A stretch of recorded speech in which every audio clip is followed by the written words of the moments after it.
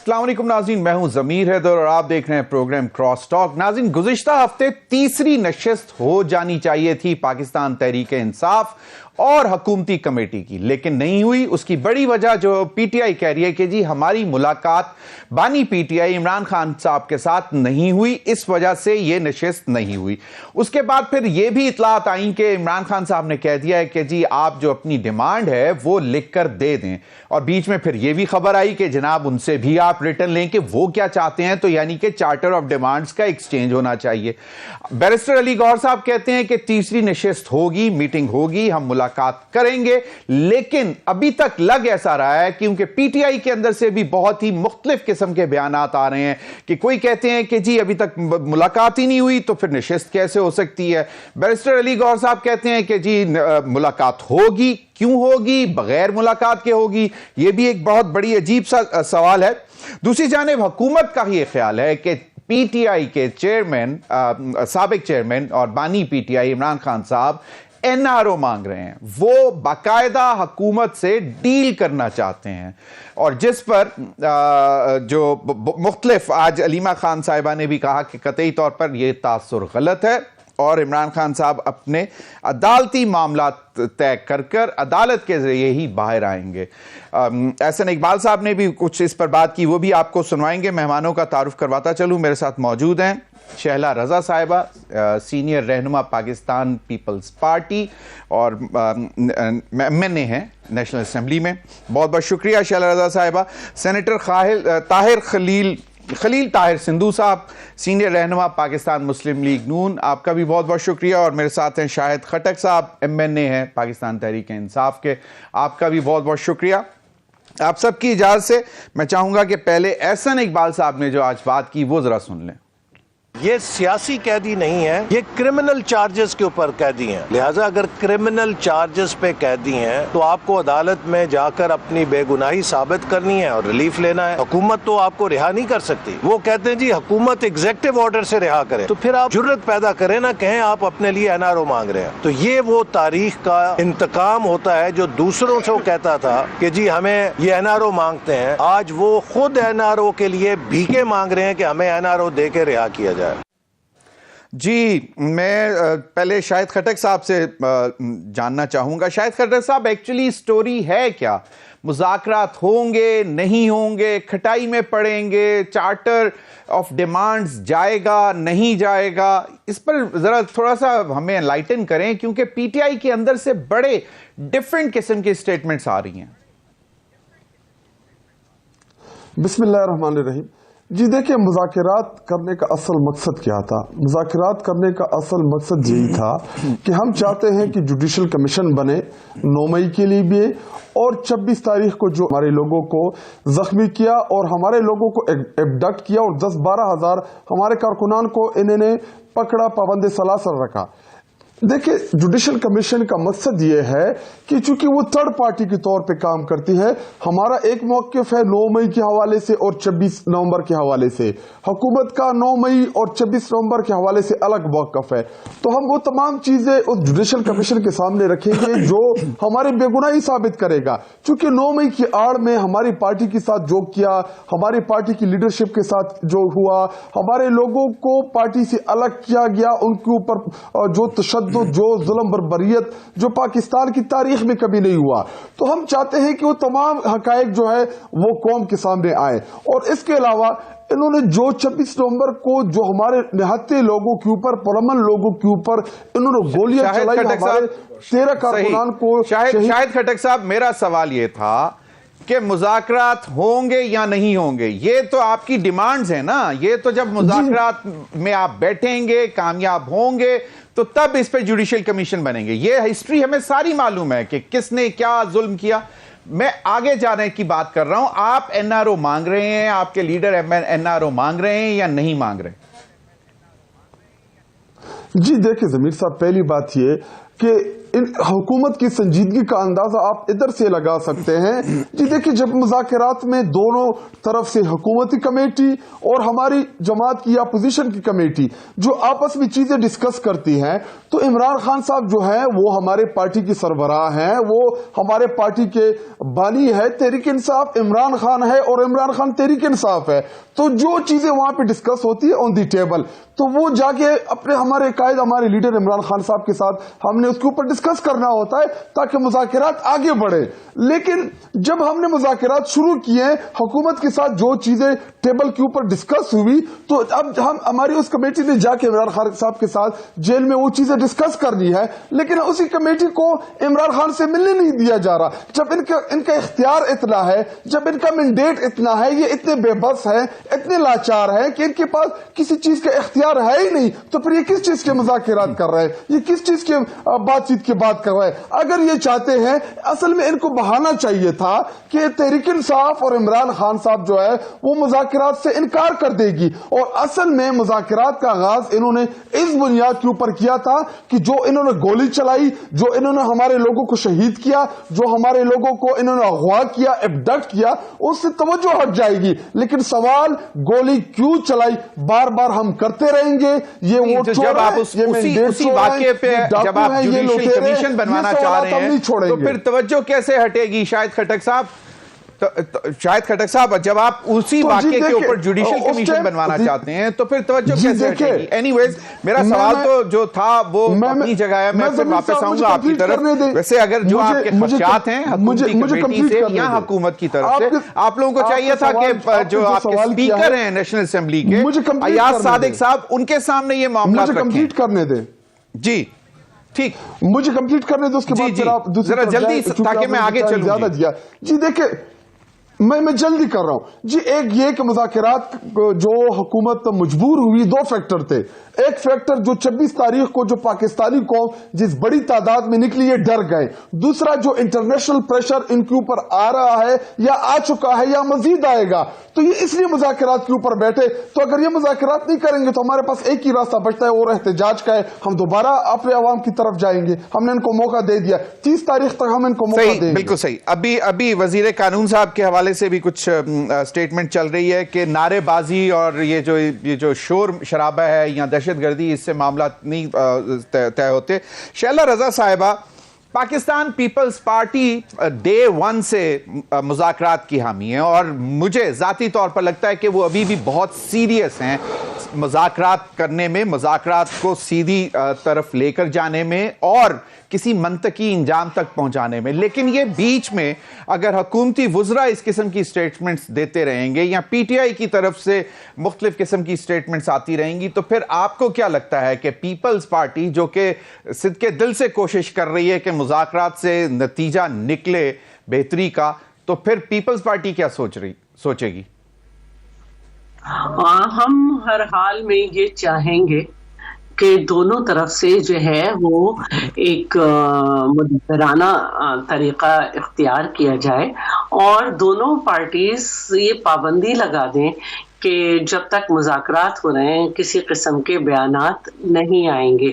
लेकिन दोनों पार्टीज में मुख्तलिफ सतह पर मसाइल हैं।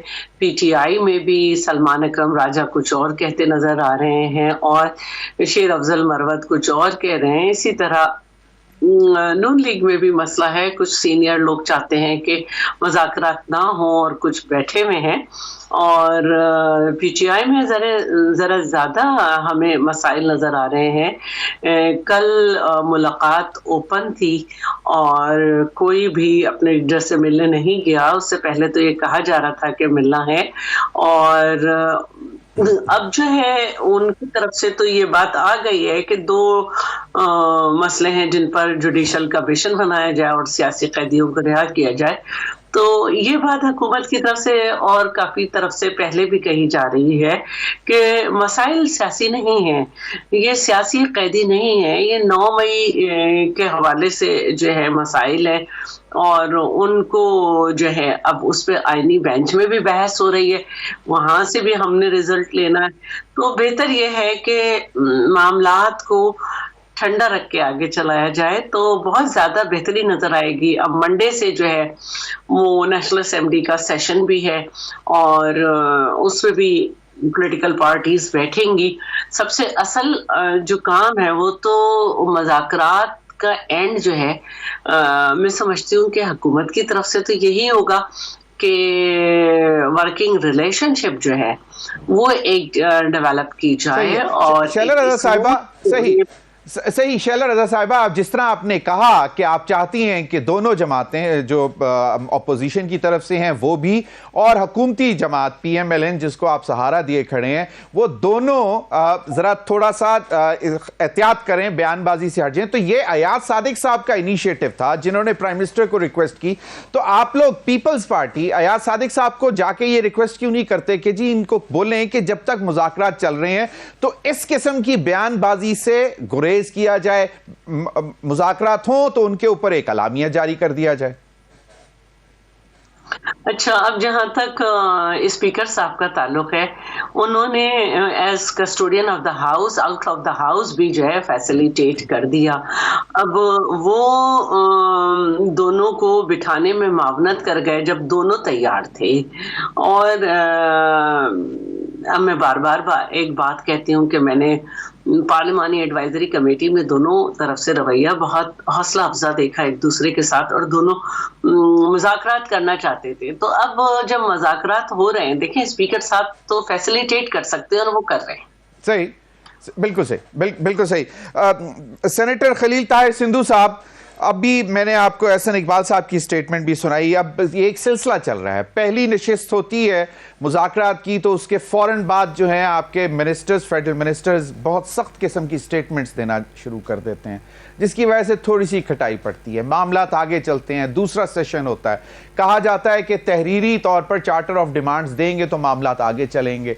और उन्होंने कहा कि बानी PTI से मुलाकात, जिस पर हुकूमती कमेटी ने एग्री भी कर लिया कि जी आपकी मुलाकात करवाते हैं, इसके बावजूद मुलाकात नहीं हुई और अभी तक खटाई में मामलात हैं। आपको क्या लगता है कि दोनों तरफ से ज्यादती हो रही है या कोई सिर्फ एक फरीक ज्यादती कर रहा है इन मुज़ाकरात को सैबोटाज करने के लिए? ज़मीर हैदर साहब, आपका बहुत शुक्रिया। मेरी तरफ से शाहद खटक साहब भी भाई है, उनको भी सलाम, और शैला सब लोग अपना उनको भी मेरी बहन है।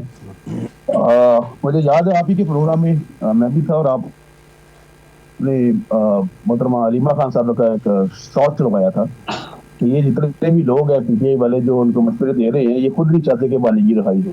शायद आपको भी याद आ गया होगा। ये कब ऐसा हजूम बन चुका है जिसमें एक अजहा छोड़े हुए हैं और इनको खुद नहीं समझ आ रही। बहुत सारे लोग इनके हिट विकेट हो चुके हैं। जो आपने भी फरमाया साहब, सबसे पहली नशिस्त हुई थी तो अली अमीन गंडापुर का बयान आया था सबसे पहले, जी जी जी कि हम गोलियां लेके आएंगे, हम बंदूकें लेके आएंगे। उसके बाद नंबर टू जो आपने कहा कि स्पीकर साहब से, शैला रज़ा साहब से कह रहे थे, ज़ारा सलमान अकरम, सॉरी राजा परवेज़ साहब और नवीद कमर साहब हमारे अलाइज से हैं, वो भी मेंबर्स हैं, लेकिन एथिकली तो कुछ किया जा सकता है, लेकिन स्पीकर साहब किसी को बाउंड तो नहीं कर सकते कि वो बयान ना दें। ये दोनों तरफ से है, मैं ये नहीं कहता कि एक तरफ से है, बेहतर है, तजवीज़ बहुत अच्छी है, लेकिन वो भी अगर इसी कमेटी को तय करनी है। पहले तो हम थे चोर और डाकू थे, फिर जरदारी साहब, मोहतरम जरदारी साहब सदर पाकिस्तान, वो गोली के नशिस्त पे थे, फिर MPM थी, वो भी उनके साथ ही बात नहीं करना चाहते थे। तो आखिर कुछ तो हुआ ना कि साल बदलने से पहले कुछ लोग बदल गए और उन्होंने कहा कि हम मुज़ाकरात जो है इनको करते हैं व्हाट्सएवर। अभी देखना ये है कि ये मुज़ाकरात कामयाब किस में। मैं अभी मेरी बहन ने कहा बिल्कुल दुरुस्त बात है, कल इनकी मुलाकात का दिन था, इनके ना को वकील ना को फैमिली मेंबर, जेल का रिकॉर्ड भी आया, सारा कुछ है, कोई नहीं मिलने गया वाली को। और अब किस किसी की ये आज़ादी चाहता है? क्या सारे कैदी जो है उनको रहा कर दीजिए, छोड़ दिए गए कि खान साहब ने मुज़ाकरात करें? खान साहब तो खुद देख करते थे कि एक कानून एक जैसा। मैंने खुद being a lawyer I am author of this jail manual और प्रिजन रूल्स का, क्या बाकी लोगों के साथ किस तरह से होता है? वो तो कहते थे कि एक जैसा कानून हो सबके, क्या उनके लिए हम अलहदा कानून बना दे कि नहीं जी हम सारी जेल बंद कर दें या खोल दें या व्हाट्सएवर? इस तरह से नहीं होता। और दूसरा, मुज़ाकरात जो है ये जिस तरह मोहब्बत और मुज़ाकरात ये शर्तों पे कभी भी नहीं होते, ना शर्तें रखी जाती हैं, लेकिन फिर इन्होंने 2 शर्तें की, हमने कहा हम रिटर्न देंगे। पहली 2 मीटिंग इन्होंने कर ली बगैर रिटर्न के, मीनिंग दे पाए क्योंकि इनके पास वादी ने लिख के लिए दिया था, तो वो इन्होंने किस हैसियत में वो दोनों मीटिंग थी वो कर ली। इस हवाले से भी देखना पड़ेगा। दूसरा बात देखें, अभी कल की बात है कि मरवत साहब ने कहा जी इंटरनेशनल मीडिया, और बात भी दुरुस्त उन्होंने की कि वो बहुत सारी ऐसी चीजें कर रहा है जो पाकिस्तान की जो सेंटिटी इस्लाम की उसके खिलाफ है। तो सलमान अकरम राजा साहब ने आज उसकी मजम्मत कर दी कि पहले अपने आप में तो थोड़ा बहुत इत्तेहाद पैदा कर ले। गड्ढा बुशों का पहले से रवैया बहुत अच्छा हुआ है, पहले तो वो शायद बिल्कुल सही। सेनेटर खलील ताहिर सिंधु साहब, बिल्कुल सही फरमाया। सेनेटर खलील ताहिर सिंधु साहब, अभी शाहिद खटक साहब ने कहा कि बेसिकली मजबूरी हुकूमत की बनी थी जिसकी वजह से मुज़ाकरात शुरू हुए, जिसमें उन्होंने कहा कि इंटरनेशनल प्रेशर भी आ रहा था, और दूसरी वजह उन्होंने ये कही कि शायद 26 नवंबर के वाकयात से तवज्जो हटाने के लिए आप लोग मुज़ाकरात की टेबल पर आए हैं। अब ये इस पर भी थोड़ा सा बता दें कि क्या कोई प्रेशर है इंटरनेशनल? इंटरनेशनल प्रेशर उस वक्त भी आया था जब हेनरी किसिंजर ने शहीद जुल्फिकार अली भुट्टो को कहा था कि I will make you horrible example, लेकिन इसके बावजूद शहीद ने अपना प्रोग्राम तो तर्क नहीं किया था। और ये प्रेशर उस वक्त भी आया था जब मियां मोहम्मद नवाज शरीफ जो खुशहाली के प्याम्बर हैं उनको कहा गया था कि आप ये मुजाहरे ना करें, और उनको 5 फोन आए थे अपना इसके क्लिंटन पैलेस के, उसके बावजूद 6 मुजाहरे किए गए थे जो मलबैकी धमाके थे, इसलिए कि वो डेटरनेंस नहीं क्रिएट करना चाह रहे हैं। ये आते रहते हैं दुनिया के ताकतवर, जिस तरह भी आप इसराइल एक घर मैप दे दिए तो क्या इसका मतलब मैप को मान लेंगे? सवाल पैदा नहीं होता। एक्चुअली प्रॉब्लम इज वाली पीटीआई, प्रॉब्लम इज हमारा एक्टिव प्रोग्राम है कि उसमें बहुत सारे लोगों की नजर है कि ये एक्टिव प्रोग्राम है। मेरा अपना जो अंदाजा है कि शायद खटक भाई भी और मेरी बहन भी और हम सब बिल्कुल सही इस बात सही समझे, और हम होंगे भी इस बात में बात तो और है। लेकिन इस बात के दूसरे नंबर पे अगर मुज़ाकरात कर रहे हैं तो तीसरी नशिस्त भी होगी। अभी आज इन्होंने खुद ही कह दिया कि शायद तीसरी नशिस्त की बारी ना आए। भाई हम सही, बिल्कुल। अब ये मामला तो चल ही रहे हैं। शैलजा साहिबा, मैंने ब्रेक की तरफ जाना है, अगर आप कोई कमेंट कोई करना चाह रही थी तो फिर मैं ले लेता हूं, वरना ब्रेक के बाद अगर आप चाहें। जैसे आपकी मर्जी। चलें, मैं एक छोटी सी ब्रेक ले लेता हूं, तो उसके बाद फिर आप कमेंट दे दीजिएगा। तो फिर उसके बाद हम जानना चाहेंगे शाहिद अहमद खटक साहब से भी कि हल कैसे निकलेगा ब्रेक के बाद।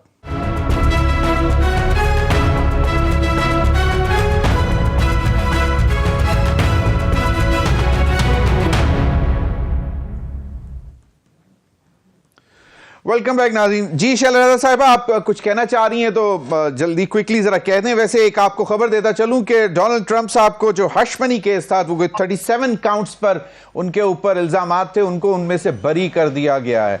जी शैलजा साहिबा, आप बात कर लें तो फिर मैं आगे जरा शाहिद खटक साहब की तरफ चलूं। जी शाहिद खटक साहब, मैंने कहा कि मैं बहुत जिम्मेदारी से ये कह रही हूँ कि मैं पार्लिमानी एडवाइजरी कमेटी में हूँ, और मैंने खुद देखा कि पीटीआई के लोग बहुत ज़्यादा चाह रहे थे कि बातचीत हो, और हुकूमत ने कोऑपरेट किया। यहाँ तक कि वो ये भी चाह रहे थे, क्योंकि ताहिर सिंधु साहब सेनेट में होते हैं और एज सच वहाँ का नुमाइंदा नहीं है, तो उन्होंने ये भी कहा कि हुकूमत भी जो है वो ख़ास तौर पे उनका इशारा ख्वाजा आसिफ की तरफ था कि उनकी तरफ से जो है ज़रा हार्श किस्म के बयानात ना आए, और उस पर भी अमल किया गया।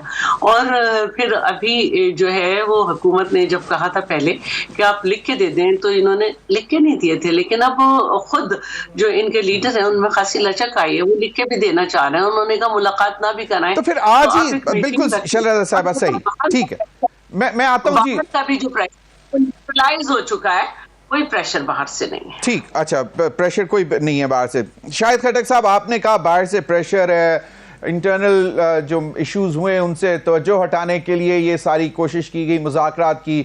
शैलजा साहिबा कह रही हैं कि बाकायदा एक विलिंगनेस थी जो मुख्तलिफ पार्लियामेंटेरियन से मिलती, आप सेनेट सेशन में सेनेटर्स के साथ, एमएनएस के साथ, उसमें उन्होंने उनकी भी एक अर्ज थी। आप भी माशाल्लाह एमएनए हैं पीटीआई के, तो आपने ये कहां से देखा? और दूसरा ये कि ये क्यों एक तासुर हुकूमत बना रही है कि जनाब शायद एनआरओ ही चाहिए आप लोगों को? जी देखिए, पहली बात ये कि सिंधु साहब जो है मेरे लिए बड़े मुहतरम है, लेकिन वो अभी आधी मुझे पीपल पार्टी की और आधी नून लीग के लगते हैं, क्योंकि वो बड़ा जब भी प्रोग्राम में बैठे होते तो वो पाकिस्तान पीपल पार्टी के लिए बड़ा नरम गोशा रखते हैं। लेकिन मैं इनकी इतला के लिए बताता चलूँ कि मुस्लिम लीग नून, अगर शहबाज शरीफ की आप स्टेटमेंट उठा के देख ले तो वो आसिफ अली जरदारी को लाहौर, लाड़काना, कराची की सड़कों पर घसीटने वाले थे। इसके अलावा जो बेनजीर भुट्टो के हवाले से जो इनका मौक़िफ़ शाहिद खटक साहब, बात किस्सा बारीना हो गई, अभी आगे चलें, आगे देखते हैं ना, आगे बेहतरी की बात है। तो उस तरह तो इमरान खान साहब भी कहते रहे कि ये तो पंजाब का डाकू है, इसको मैं चपड़ासी ना रखूं, इसको मैं ये ना करूं। तो मेरा ख्याल है इन चीजों से आगे निकलें, क्या ख्याल है? मतलब वो MQM के मुतालिक भी जो बातें करते रहे। शाहिद खटक साहब जी, मुझे कंप्लीट करने दें। दो तो होते हैं, तीन लोगों के साथ डिबेट करनी होती है, वो दो हैं, दोनों हुकूमती मेंबर है, तो मैं उनके साथ ही नहीं देखिए, मैं आपके साथ हूं जी, मैं बिल्कुल आपके साथ हूं। अल्लाह करे जी देखिए, आप जब मुझे इंटरप्ट करते तो फिर चीजें मिक्सअप हो जाती है। तो मैं मेरे पॉइंट की तरफ आऊंगा। चलो, ये मादी जो है इनका, वो उसकी बात मैं छोड़ देता हूं। लेकिन एक चीज ये देखें कि हमने बड़े बड़े खुले दिल के साथ हम बैठे कि यहाँ मुज़ाकरात करें। बिल्कुल, अगर जी देखिए, अगर इनका ये है कि इनके साथ बैठने से हम ये कहना छोड़ देंगे या ये कौम को बताना छोड़ देंगे कि ये चोर है, डाकू, लुटेरे, तो ये तो हम कौम। देखिए, इमरान खान साहब ने एक बात कही थी कि जब मैं इनके ऊपर हाथ डालूंगा तो ये सारे आपस में मिल जाएंगे। और अल्लाह हक के आप देख रहे हैं कि जी एक दूसरे को ये इस टाइम डिफेंड कर रहे हैं, एक दूसरे के ऊपर डिपेंडेंट भी है। बाकी रही बात मुज़ाकरात के हवाले से, तो इमरान खान साहब ने बड़ा वाज़ेह तौर पर यह पैगाम दिया कि ये मुज़ाकरात मैं पाकिस्तान की बेहतरी के लिए कर रहा हूं, ये मैं पाकिस्तान के लिए मुज़ाकरात कर रहा हूं, अपनी जात के लिए नहीं कर रहा।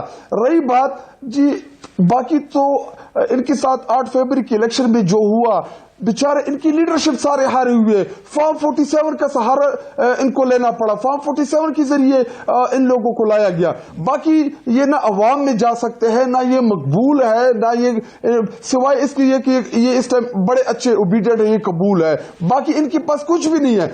और रही बात कि जी हमने अमेरिका को ये बोल दिया था माजी में, हमने वो बोल दिया था, इनकी औकात नहीं है, इनकी जरूरत नहीं है। आप ख्वाजा आसिफ की स्टेटमेंट उठा के देख ले कि अगर अमेरिका को एब्सोल्युटली बोलेंगे तो हम वेंटिलेटर के ऊपर है हमारे मईशत, हम नहीं बोल सकते। जब इमरान खान साहब ने एब्सोल्युटली नॉट बोला था अमेरिका को, बाकी इनकी हैसियत नहीं है। ये बिल्कुल सही है शाहिद खटक साहब, डोनाल्ड ट्रंप को ये क्या जवाब देंगे? शाहिद खटक साहब, लेकिन मसला कुछ और भी है ना, मसला कुछ और भी है। अभी मेरे दोनों मुअज़्ज़िज़ मेहमानो ने एक तरफ तवज्जो दिलाई कि आपके अंदरूनी स्टेटमेंट्स बड़ी डिफर करती हैं। मतलब वो जो आपके वकील साहब हैं जो बड़े, उनके दरमियान और जो मरवत साहब हैं, सलमान अकरम राजा साहब और मरवत साहब के दरमियान अजीब किस्म की जुमलेबाजी एक्सचेंज हो रही है। मैं इस पे कमेंट नहीं करूंगा, मैं उस पर कमेंट नहीं करूंगा। मुझे आप कंप्लीट करने दीजिए। हमारी पार्टी के इंटरनल मामलात है, वो आप किसी भी फोरम के ऊपर डिस्कस कर लेंगे। लेकिन जो सबसे इंपॉर्टेंट है वो यही है, ओपनली आके कमेंट्स देते हैं सर, इसलिए मैं आपसे पूछ रहा हूं। मैं वो इंटरनल अगर करते होते तो मैं जराए से होता तो मैं आपसे ना पूछता जी। जमीर हैदर साहब, चौथी दफा है, उन दोनों को आप बिल्कुल ना रोकते हैं ना उनको इंटरप्ट करते हैं। मेरा मौक़िफ़ है, गलत है, ठीक है, अच्छा है, मैं लोगों के सामने रख रहा हूं, अपनी कौम के सामने रखा हूं, वो उनके ऊपर डिपेंड करता है कि वो मेरी बात मुकम्मल करें जी। ठीक जी, देखिए पहली बात जी मैं यही कह रहा हूं, मुझे मुकम्मल करने दे। पहली बात यह कि जो कमेटी बनाई इमरान खान साहब ने, उसके ऊपर इमरान खान साहब ने पूरे के पूरे एतमाद का इजहार किया। खान साहब की जेल से स्टेटमेंट आई कि पूरा का पूरा इख्तियार है इस कमेटी के साथ। तो जो कमेटी बनी, जब उनके साथ बातचीत हुई पार्लियामान के अंदर, तो वो कमेटी चाह रही थी कि हम अपने बानी चेयरमैन इमरान खान साहब के साथ मिलकर चीजें डिस्कस कर रहे हैं। तो जब आप पार्लियामेंट्री जो कमेटी बनी है मुज़ाकरात के लिए, आप उनको अलाउ नहीं कर रहे, जिसमें हमारे चीफ मिनिस्टर खैबर पख्तूनख्वा भी है, और उसके बाद फिर कहे कि जी शेर अफजल ने ये स्टेटमेंट दे दी या सलमान अकरम राजा साहब ने ये स्टेटमेंट दे दी, वो मैटर नहीं करते। मैटर ये करती है कि जो कमेटी बनी है वो इमरान खान के साथ बैठ के क्या डिसाइड करती है। हमारे पार्टी का जो इख्तियार है, जो फैसले का इख्तियार है, वो हमारे इमरान खान साहब के, जो हमारे पार्टी के चेयरमैन है, उनके साथ है। तो अगर या मैं कुछ कहूं या कोई दूसरे पार्टी का लीडर कोई स्टेटमेंट दे, ये मैटर नहीं करता, मैटर करते हैं इमरान खान साहब। तो जब आप जेल से उनके ऊपर मुलाकात की पाबंदियां लगाएंगे तो आगे क्या करेंगे? ठीक, बिल्कुल सही। शैला रजा साहिबा, अब सवाल यह पैदा होता है कि एक कमिट किया गया कि जी मुलाकात करवाई जाएगी चेयरमैन बानी पीटीआई इमरान खान साहब से, लेकिन वो अभी तक ताहाल हो नहीं सकी। कुछ लोग यह भी तबसरा कर रहे हैं कि शायद हुकूमत या हुकूमती कमेटी इतनी ताकतवर नहीं है या नहीं थी कि वो बाकायदा उनकी डिमांड के मुताबिक जरा खुली जगह पर, ओपन जगह पर बाकायदा कोई मुलाकात अरेंज करवा सकती बानी पीटीआई इमरान खान साहब के पास। शैला रजा साहिबा, कल उनसे मुलाकात का दिन था। फैसल चौधरी साहब ने फोन किया तो उनको बताया गया कि जी मुलाकात का दिन है, लेकिन कमेटी का कोई भी शख्स जो है वो उनसे मिलने जेल नहीं गया।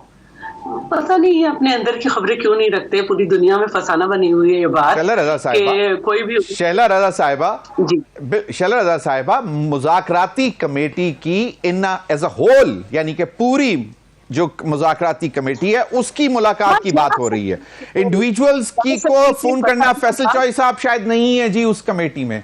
जी शैला रजा साहिबा, के जा सकते थे, रात को लिखवा सकते थे, सबको पता था मुलाकात का दिन है, लेकिन नहीं गए।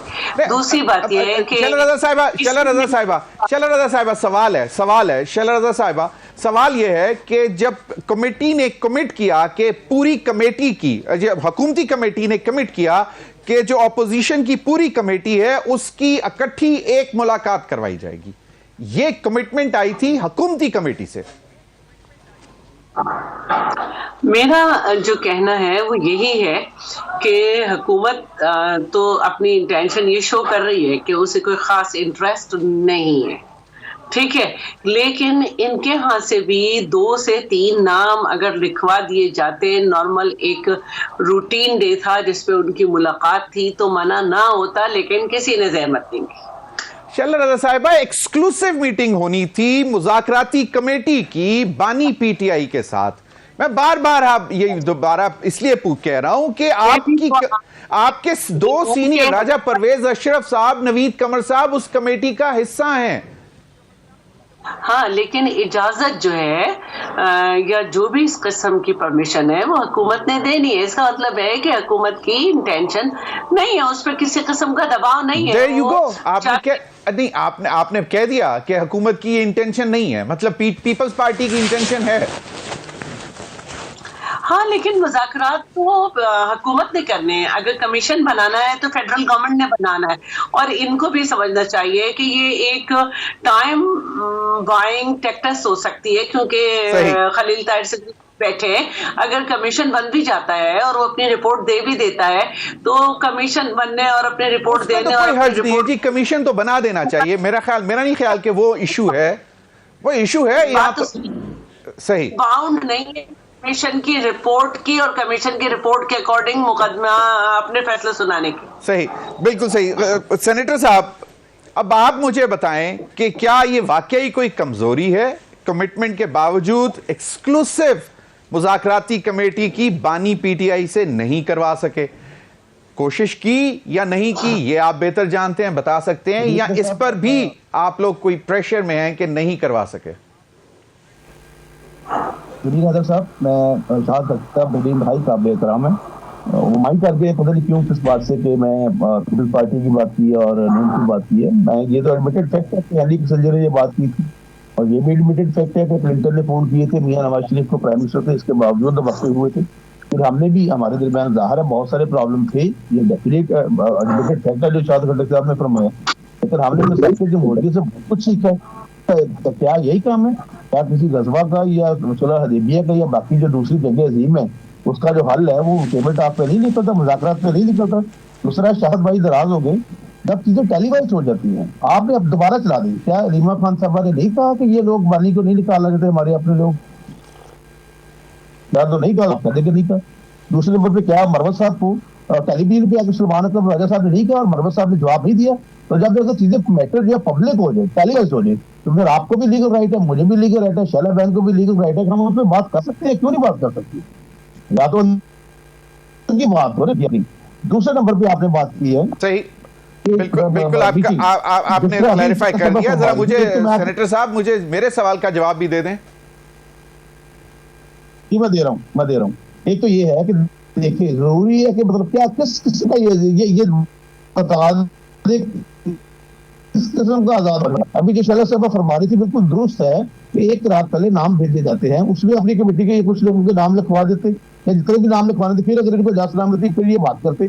किसी का तो कोई मिलने ही नहीं गया उनको। तो नंबर 2, अगर 2 लोग मिलेंगे, अगर ये 5 एक मिसाल लगे 5 लोग हैं, 3 मिल लेते हैं, इन्होंने तो करना क्या है, बात तो आपको फिर मुज़ाकरत में होनी है और वहां पे मुज़ाकरत होंगे। मैं खुद चाहता हूँ, मेरा दिल चाहता है, मेरा फिर ये कहता है कि माशी इस्तेकाम होगा तो माशी इस्तेकाम ऑटोमेटिकली आएगा। ये मुल्क के लिए बेहतर है। यही मैं शाहिद भाई को, शाहिद खट्टक साहब से रिक्वेस्ट कर रहा हूँ, हम्बल सबमिशन कर रहा हूँ, इन मुज़ाकरात को आगे बढ़ाएं, लेकिन इस पे ऐसी बातें ना करें। आप देखिए कल का जो ट्वीट है खान साहब का, वाली का परसों का, जो मीडिया के साथ किया, किसी को इस प्राइम मिनिस्टर को किस लफ्ज से उन्होंने पुकारा है, क्या ये आपको संजीदगी से ले रहे हैं? क्या ये अगर संजीदगी से ले रहे हैं तो क्या इस मौका पर ऐसे लफ्ज कहने चाहिए जो उन्होंने कहे? लेकिन हम इसके बावजूद हमें हमारी तरबियत भी नहीं है और हमें कहा गया कि आप ऐसी कोई बयान नहीं देंगे क्योंकि कबूतर जो है वो कौवे की जुबान नहीं बोल सकता। शायद खट्टक साहब आपने भी वही शैला रजा साहिबा वाली बात की। मेरा सवाल ये था कि जब कमेटी ने कमिट किया है एक्सक्लूसिव मुज़ाकराती कमेटी की मीटिंग बानी पीटीआई से, तो फिर आप ये अगर कह के ये दिस इज नो एक्सक्यूज के 2-3 नाम आप उनके भी डलवा देते, वो जाके मिल लेते। तो if you can comment on it quickly, क्योंकि आपकी आवाज भी जरा खराब हो रही है, मैं चाह रहा था। जी साहब गौहर यूथ साहब इससे कहा है कि हमें एक्सक्लूसिव खुला माहौल चाहिए। खुला माहौल क्या है? किसी ग्राउंड में मुज़ाकरात नहीं बनी से ज़ाहिर है, किसी कमरे में जेल के मैनुअल के मुताबिक किसी कमरे में किसी टेबल पे किसी कुर्सी पे बैठ के वहां पे बात होनी है ना, और हमें बताया तो किस किस्म का खुला माहौल चाहिए इनको।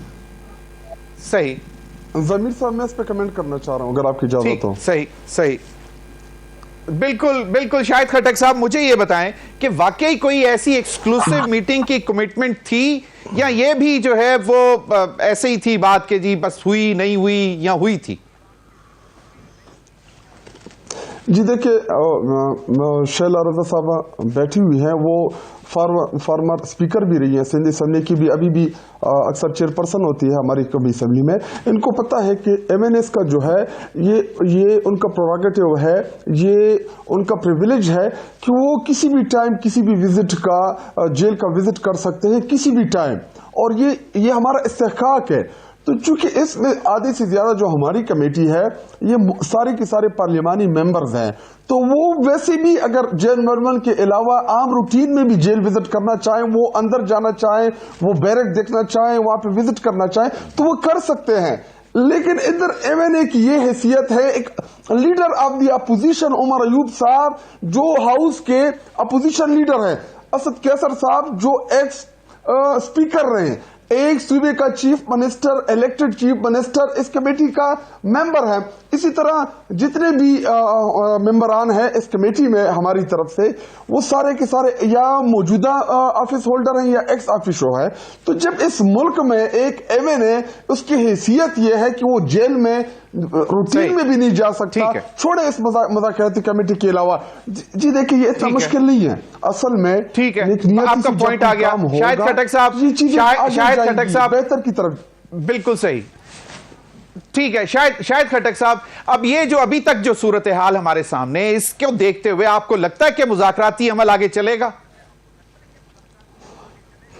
जी देखिए ये तमाम की तमाम जिम्मेदारी जो है ये तो हुकूमत के ऊपर आएगी। ये देखिए हुकूमत ने, इमरान खान साहब ने जो कहा कि मैं पाकिस्तान के लिए मुज़ाकरात करना चाहता हूं, तो इसकी बुनियादी वजह ये थी कि जब तक मुल्क में पॉलिटिकल स्टेबिलिटी नहीं आएगी, आपकी इकोनॉमिकल स्टेबिलिटी नहीं आएगी। जब आप पाकिस्तान की सबसे बड़ी जमात को दीवार में चुन देंगे, उनको दीवार से करेंगे, इधर हमारे लोगों के साथ जो हो रहा है आप सोच भी नहीं सकते, तो ये मुल्क कैसे आगे बढ़ेगा? ये तो वाज़ेह है कि जी सियासी इस्तेहकाम होगा तो मौशी इस्तेहकाम आएगा। वेरी राइट, बिल्कुल सही बिल्कुल सही बिल्कुल सही बिल्कुल सही आपने कहा कि सियासी इस्तेहकाम होगा तो मौशी इस्तेहकाम आएगा।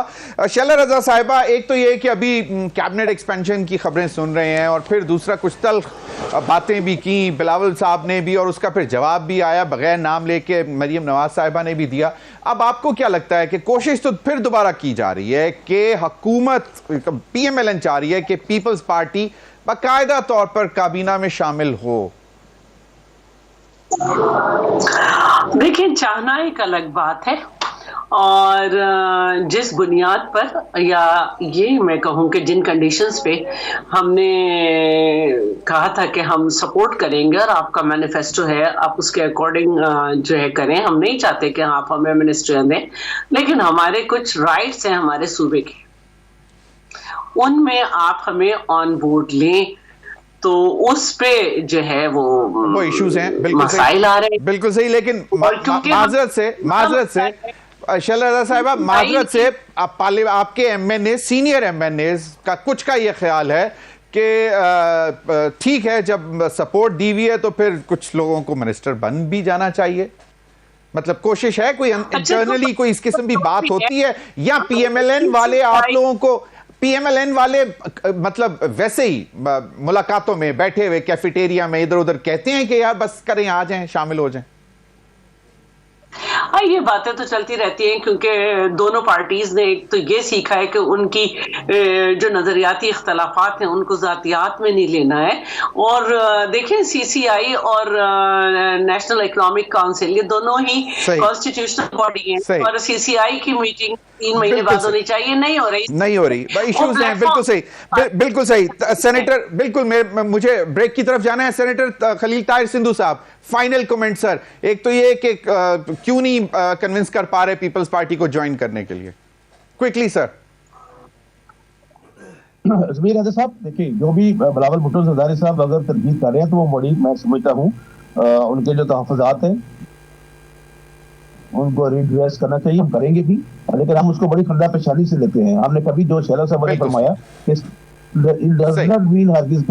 लड़ाई करें, ये कभी नहीं होगा, और ना हम इकट्ठे मिलकर चलेंगे, इकट्ठे हुकूमत जो 5 साल पूरे करेगी, जो भी इनके खिलाफात हैं, जो भी बिल्कुल सही। आप तीनों हजरात का बहुत बहुत शुक्रिया। नाज़रीन, वक्त हुआ एक ब्रेक का। ब्रेक के बाद जो आज मिलिट्री कोर्ट्स के हवाले से सुप्रीम कोर्ट में मामला हुए, उन पर बात करेंगे। Stay with us.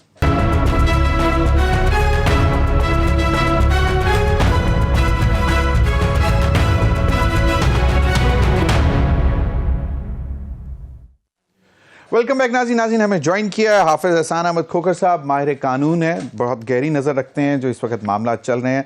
बहुत बहुत शुक्रिया हाफिज एहसान साहब। हाफिज साहब, आज मिलिट्री कोर्ट्स के हवाले से बड़े सख्त किस्म के आर्गूमेंट्स हुए, और कुछ सवालात ऐसे भी ख्वाजा साहब से किए गए और वो जवाब भी नहीं दे सके। ये मामला जो इस वक्त चल रहे हैं, कुछ जजेस ने बड़े सख्त और संजीदा किस्म के सवालात उठाए, और जिस पे उन्होंने कहा कि अगर ये मामलात इसी तरह हैं तो फिर तो पीछे चलनी चाहिए बात और जानी चाहिए मिलिट्री कोर्ट्स में, जो कि तैयारा साजिश केस जनरल परवेज मुशर्रफ वाला। तो क्या ये अब आपको क्या लगता है कि एक कंडीशनल इजाज़त होती है जिसके तहत सज़ाएं भी हुई, माफ़ियाँ भी हो गई, अब आगे आपको क्या लगता है मिलिट्री कोर्ट्स के हवाले से? जब बिस्मिल्लाहिर्रहमानिर्रहीम, ज़मीर भाई, एक तो ये है कि पाकिस्तान की सुप्रीम कोर्ट के अंदर इस वक्त जो केस चल रहा है, सिविलियंस का मिलिट्री ट्रायल कोर्ट्स होना चाहिए या नहीं होना चाहिए, जो पाकिस्तान की सुप्रीम कोर्ट ने 23 अक्टूबर की जजमेंट दी थी, उसके ऊपर प्रैक्टिस एंड प्रोसीजर के अंदर जो है एक अपील चल रही है। अब ये है कि पाकिस्तान की सुप्रीम कोर्ट में ये केस फ़र्स्ट इंप्रेशन का केस नहीं है। फ़र्स्ट इंप्रेशन का केस वो होता है कि पहली दफ़ा को कॉज ऑफ एक्शन आए और चलते चलाते पाकिस्तान की सुप्रीम कोर्ट तक पहुँचे, और सुप्रीम कोर्ट फिर आप प्रेडिक्टेबिलिटी पे चले जाते हैं कि फ़ैसला करेगी क्या या किस तरह होना चाहिए। अब पाकिस्तान की सुप्रीम कोर्ट के अंदर जो मामला इस वक्त चल रहा है कि सिविलियंस का ट्रायल होना चाहिए या नहीं होना चाहिए, 3 चीज़ें जो हैं वो इस पर अभी तक जो है वो चीज़ें एग्री हो चुकी हैं। एक एग्री इस चीज़ के अंदर हो चुका है कि पाकिस्तान की सुप्रीम कोर्ट जो है कई दफ़ा मिलिट्री ट्रायल के कोर्ट्स को, सिविलियंस को जो किया जाता है उसको वैलिडेट करती रही है। एक और चीज़ इसके अंदर आई है कि 1972 से लेके 2022 तक 1875 सिविलियंस ऐसे हैं जिनके मिलिट्री कोर्ट्स के अंदर ट्रायल हुए, और उनमें से 2018 से 2022 तक जो पीटीआई का दौर था 180 सिविलियंस के ट्रायल हुए हैं। और हर बार जब वो जजमेंट हाई कोर्ट या सुप्रीम कोर्ट के अंदर सेंटेंस के तौर पे जाती है तो उसको जो है वो प्रॉपर तरीके से डिस्कस किया जाता है, देखा जाता है, एवेल्युएट किया जाता है, और उसके बाद एक फ़ैसला आता है। कभी वो सस्पेंड हो जाती है, कभी सेट असाइड हो जाती है, कभी जो है वो कंफर्म कर दी जाती है। इसमें से 1975 की एक एफबीआई की जजमेंट है, उसके बाद 1995 की शाहिद अब्बासी की है, 2007 की मुश्ताक अहमद की है, 2015 की डिस्ट्रिक्ट बार की, और एक बड़ी इंपॉर्टेंट जजमेंट है 2017 की है जो सैयद जमान की है। साहब जो क्वेश्चंस उठाए नहीं, अब क्वेश्चंस मैं चाहूंगा कि हिस्ट्री हमें मालूम है कि पीटीआई के दौर में जो आपने बताया कि ट्रायल भी हुए, सजाएं भी हुई, मैं जो क्वेश्चंस उठाए गए हैं वो ऑलरेडी पाकिस्तान की सुप्रीम कोर्ट ने उनको एड्रेस किया हुआ है इन सारे क्वेश्चंस को। अब आज की जो आप बात करते हैं वो ये है कि जस्टिस नईम अख्तर, एक चैलेंज इस बुनियाद पे किया जा रहा है कि जी जो सिविलियंस का मिलिट्री कोर्ट्स के अंदर ट्रायल है उसके अंदर फेयर ट्रायल का प्रोसेस नहीं है, ड्यू प्रोसेस ऑफ लॉ नहीं है। सही। आज जस्टिस नईम अख्तर अफगान ने कहा कि मैंने एज ए जज ऑफ द हाई कोर्ट जो है, मेरे पास जब सेंटेंसेस आई थी तो उसके अंदर मैंने जो देखा है कि आपका क्रिमिनल प्रोसीजर कोड भी अप्लाई होता है, आपका कानून शहादत ऑर्डर भी अप्लाई होता है, और वो जो सेंटेंस सुना के जजमेंट दी जाती है उसको भी मेरे चैम्बर्स के अंदर लाया जाता है, और वो सारी चीज़ें होती हैं, चार्ज फ्रेम, कॉपीज़, अपनी मर्जी का लॉयर, उसके बाद ये है कि क्रॉस एग्जामिन कर सकते हैं आप 342 की स्टेटमेंट, उसके बाद फिर अपील का भी है, अपील 133 भी हाई कोर्ट। जस्टिस रिजवी ने ये कहा कि जी मैं as a defence counsel military courts में अंदर आता हूं, और मैंने भी ये ऑब्जर्व किया है कि प्रोसेस वही है जो प्रोसेस फॉलो किया जाता है क्रिमिनल कोर्ट्स के अंदर। और इवन उन्होंने ये कहा कि इन कोर्ट्स के अंदर जो है एक फ्रेंड्स ऑफ कोर्ट होता है कि अगर आपको कोई चीज़ नहीं मिलती तो उसकी जिम्मेदारी होती है कि वो चीज़ें अब आपको कही जाएं। अब तीसरी चीज़ जो इंपॉर्टेंट है वो ये है कि क्या जो ऑफेंस है जिसकी तरफ इशारा किया गया था कि हाई जैकिंग का केस जो है, अब हाई जैकिंग का केस जो है सजा आपने किन ऑफेंसेस पे देनी है? इसी ट्रायल में एक और सवाल भी था कि जी जो मुकदमात बने थे इन तमाम पे मई 9 मई के हवाले से, वो सारे एंटी टेररिज्म कोर्ट से, तो वो कह रहे हैं कि एटीसी से एकदम किस तरह मतलब उसके अंदर मैं आपको बताऊं, ये तकरीबन जो थे 5000 से ज्यादा लोग थे जिनके केसेस जो हैं वो एग्जामिन किए गए, जो आज फेडरेशन की जानिब से एक सबमिशन भी की गई। उसमें से ज़मीर साहब 105 लोग ऐसे थे जिन्हें आपने सेलेक्ट किया, या आपने अपना जो लॉ की एप्लीकेशन है उसके नीचे अपनी जो पार थी उसको एक्सरसाइज किया, और एटीसी से जाके आपने उनकी कस्टडी जो है वो मांगी है। अब उनके अंदर आप देखें कि ये वो लोग हैं जो एक आ जाए कि जिन्होंने हिस्सा लिया, जो मौके पे मौजूद थे, जिन्होंने डिस्ट्रक्शन की और जिन्होंने लॉ की वायलेशंस की। अब यहाँ पे दो चीज़ें, एक चीज़ ये है कि अगर पाकिस्तान की मिलिट्री अथॉरिटीज़ ने एक रिस्ट्रेंट शो किया है कि सारे लोगों की बजाय कुछ लोगों को उसके अंदर डाला है कि जिनका रोल सबसे ज़्यादा वहाँ पे उन्हें नज़र आया है, ये एविडेंस इस लेवल की आई है कि उन्हें ट्राई होना चाहिए, तो उसका ऑब्जेक्टिव एक डेटरेंस, लॉ की एप्लीकेशन तो आप सब पे है ना। हर वो शख्स जो है जो पाकिस्तान आर्मी का रेगुलर एम्प्लॉय नहीं है, उसको सिटीजन पाकिस्तान के में आता है और उसके ऊपर आप मिलिट्री एक्ट अप्लाई कर सकते हैं, और आपके आर्टिकल 8 के नीचे प्रोटेक्शन भी है और एक्सक्लूजन भी दिया गया है। तो अगर ये सारी चीजें मौजूद हैं और उसको एक पॉलिटिकल नैरेटिव के अंदर जाके लेके जाया गया, और उस नैरेटिव के वो सारे प्रोसेस जो है, due process of law, fundamental rights, fair trial जो है, अगर मुझे ये बताएं कि पाकिस्तान की सुप्रीम कोर्ट पिछले 52 साल से उनको वैलिडेट करती आई है, या तो ये होता कि 9 मई के बाद मिलिट्री एक्ट आता, 9 मई के बाद मिलिट्री कोर्ट्स आती, 9 मई के बाद 23 अक्टूबर की पहली जजमेंट आती, तो फिर तो बात बनती थी। अगर वही जजेस साहबान जो हमारी सुप्रीम कोर्ट या हाई कोर्ट की इन सारी चीजों को देखते रहे और यकदम उन्हें अक्टूबर में, और अक्टूबर के अंदर भी ये जजमेंट हेस्ट के अंदर आई है, ये पहले लग ही नहीं रहा था केस जो, और सवाल ये था कि जी ये जो आए इनका क्या करना है। उन्होंने यकदम 1967 का सारा लॉ ही कर दिया, और जस्टिस मदर की ऑब्जर्वेशन आई कि अगर इन लॉज को जिस तरह उन्होंने स्ट्राइक डाउन किया है, तो क्या गलभूषण का ट्रायल पाकिस्तान के अंदर हो सकता है या किसी और सिविलियन का? तो बिल्कुल नहीं हो सकता। और यही जवाब आया उसकी तरफ से कि जब आपने पूरा अम्ब्रेला ही लॉ का खत्म कर दिया है, तो फिर तो सबके लिए ये है कि जो मर्जी को जुर्म करे पाकिस्तान की रियासत के खिलाफ। एक ऑनरेबल जस्टिस ने कॉम्पिटेंसी के ऊपर भी क्वेश्चन उठाया कि एक फौजी अफसर जो है वो किस is he competent to give an verdict, और वो कहते हैं कि जी जो वहां पे बैठा होता है वो फिर फैसला कहीं और जाता है, फिर वो नहीं, तो जिस पर वो उन्होंने जवाब दिया कि जी जैक ब्रांच बाकायदा सब सारे आर्गुमेंट सबको पहले वो करती है और उसमें लीगल एक्सपर्ट्स बैठे होते हैं सारे। देखें ज़मीर, एक तो ये है कि इवन जो 23 अक्टूबर की जजमेंट आई है, उन्होंने भी पाकिस्तान की जो मिलिट्री कोर्ट्स की लीगली एस्टैब्लिशमेंट है उसको एक्सेप्ट किया है, और जो आर्गुमेंट एक ये था कि 175 से बियॉन्ड कोर्ट नहीं बननी चाहिए, उसी जज ने जो 4-1 का आया है, उन्होंने कहा है कि 175 के बाद ये अदालत बन सकती है, जो कि पाकिस्तान के आइन के नीचे इसको इजाजत है। अब अगला ये आ गया है कि लेना चाहिए नहीं, हुआ ये है कि कहा यह जाता है या जिस पे है कि ये पॉलिटिकल वर्कर जो है उस पे नहीं आना चाहिए। अभी क्या लॉ के अंदर पॉलिटिकल वर्कर की एक्सेप्शन है? अगर पाकिस्तान का कोई शख्स इंडिविजुअल है, इंडिविजुअल की डिस्क्रिमिनेशन नहीं है, पर्सन, या तो लॉ में लिख दिया जाता, या पाकिस्तान के लॉ मेकर्स को पता होता कि कल कलां को अगर पाकिस्तान की पॉलिटिकल पार्टीज के वर्कर्स आएंगे तो हमने उसको अंदर ट्राई नहीं कर। जब आपका लॉ मौजूद है, जब पाकिस्तान की पार्लियामेंट ने उसे एंडोर्स किया है, कॉन्स्टिट्यूशन के नीचे उसे प्रोटेक्शन है, और आप सिर्फ उस बुनियाद पे करें, और वो बुनियादें जो हैं वो आप 52 साल से उन बुनियादों को कभी भी नहीं कहा और ना उसको किसी ने चैलेंज किया, और सुप्रीम कोर्ट 184(3) का यकदम इख्तियार समा। और मैं ये समझता हूं उस जजमेंट की अर्ली आने की भी वजह ये थी, ये जो सवाल अब है, ये सवाल तो उस वक्त आने चाहिए थे ना जब फर्स्ट स्टेज थी, 2 हेयरिंग्स, क्योंकि वजह ये थी कि नवंबर के अंदर जो था वो नया चीफ जस्टिस जो है वो आने जा रहा था, नवंबर के अंदर जो आपका है, और उसके अंदर ये मामला ये था कि शायद बेंच की रिकॉम्पोजिशन या कोई ऐसा था, और वो चीजें जिनको जस्टिफाई किया जाना चाहिए था कि कौन सी ऐसी बुनियाद है कि जिसके ऊपर हम अपनी स्टैब्लिश ज्यूरिस्प्रूडेंस जो है, जो हमने 52 साल से की है, 67 से 62 साल से हमने उस लॉ को अप्लाई किया है,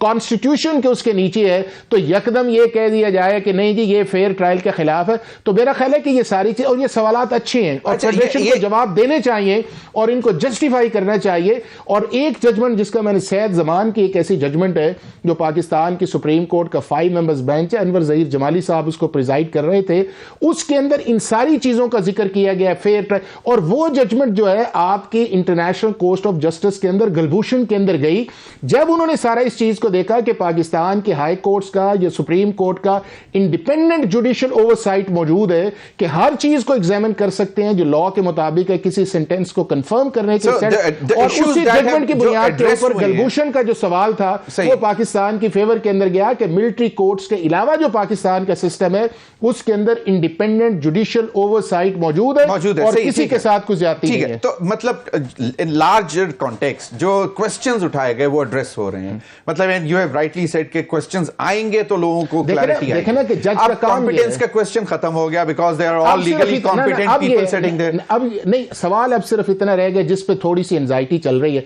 एक सवाल ये है कि ये पाकिस्तान का आइन और कानून के नीचे जो है ये मिलिट्री एक्ट बना है और इसके अंदर जो है मिलिट्री कोर्ट्स बन सकती हैं और उसके अंदर जो है सिविलियंस को ट्राई किया जा सकता है। ये अब अगली सिर्फ चीज आई है कि आपने कहा कि इसमें प्रेसिडेंट्स बहुत सारे मौजूद हैं फॉर लास्ट 52 इयर्स। 1952 से लेके मैंने आपको ये कहा 1975 से ले, और जब भी वायरिस की बात आती है हर दफा सुप्रीम कोर्ट उसको वैलिड 1975 में भी किया, 2015 के अंदर जब 14 मेंबर्स बेंच है उन्होंने कहा कि बिल्कुल बन सकते हैं। सवाल सिर्फ इतना सा इसके अंदर है कि क्या वो जो डिस्क्रिप्शन थी जब उसको इस्तेमाल किया गया है, और मैं समझता हूं वहां पे पीटीआई का एक बहुत बड़ा मिस्टेक आया है कि जब वो custody handing over taking over था, सेशन वो स्पेशल जज का ऑर्डर था, उसको हाई कोर्ट या सुप्रीम कोर्ट के अंदर लेके आते हैं कि हमारी कस्टडी गलत है। तो लॉ की हद तक सुप्रीम कोर्ट प्रोग्राम का वक्त खत्म होता जा रहा है, फिर इंशाल्लाह आपसे दोबारा भी इस पर रहनुमाई हासिल करते हैं। नाज़रीन, वक्त इतना ही था, अब तक के लिए इतना ही, इजाजत दीजिए, अल्लाह हाफिज।